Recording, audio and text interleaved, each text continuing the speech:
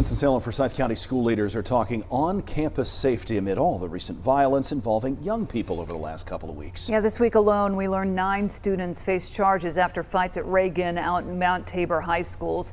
Now, these fights come days after the mass shooting at Lineback Park that left a 16 and 17-year-old dead and injured 5 others between the ages of 14 and 19. WXI 12's Bethany Cates is in studio tonight to tell us what one safety expert believes is perhaps behind a good deal of these issues. Bethany.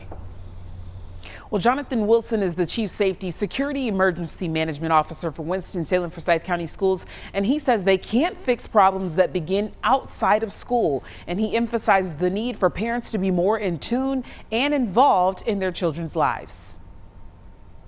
Don't send your kids to school and expect us to fix it. It starts at home.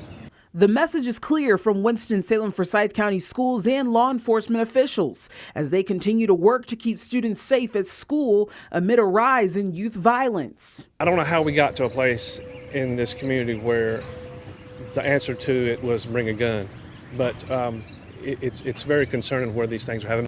Jonathan Wilson is the Chief Safety Security Emergency Management Officer for Winston-Salem Forsyth County Schools, and he says there is a great working relationship between local law enforcement and the school district to uphold safety on school property. There's a lot of information sharing about what's going on in the school, what's going on in the community, how can we work together to keep things safer.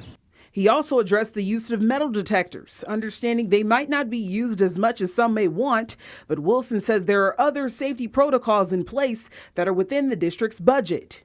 Are they used the way that everyone would like to see them used? Probably not.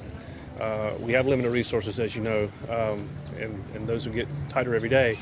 I wish that the state would give us the money that we need in order to staff schools effectively, whether it's in the classroom or whether it's in school safety and security. But at the root of it all, there's only so much they can control from school grounds, in return urging parents to be proactive. Parents have got to step up, know what their children are doing, know what their children are doing on their phones, know what they're bringing in their bags. You cannot expect principals in this district or any other district across the state to fix the problems that start at home.